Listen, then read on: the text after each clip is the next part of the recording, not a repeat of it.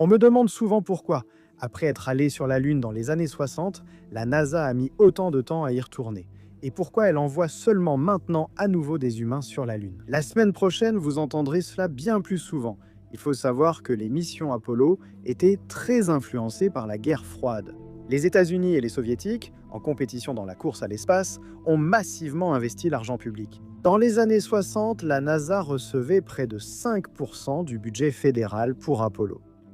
Aujourd'hui, elle reçoit moins de la moitié d'1%. Pour illustrer, si la NASA retrouvait 5% du budget, elle pourrait lancer 10 missions Artemis et construire 10 télescopes comme le JWST chaque année. Ramener sur Terre des échantillons martiens potentiellement porteurs de vie et établir une colonie prospère sur une base lunaire d'ici 2030. Pendant Apollo, ils ont travaillé 8 ans et permis à 12 Américains de marcher sur la Lune. On dit parfois que nous avons perdu la technologie pour y retourner. Mais c'est inexact. Les systèmes et installations d'époque n'existent plus. C'est vrai, mais seulement car les budgets et priorités ont changé.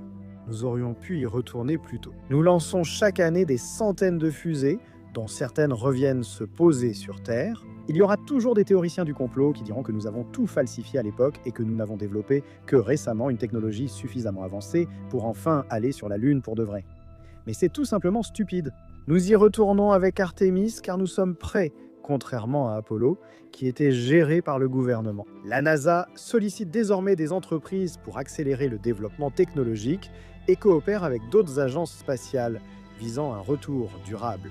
C'est grâce à cette collaboration que, dès la semaine prochaine, la première femme, la première personne de couleur et la première personne non américaine vont décoller de Floride en direction de la Lune.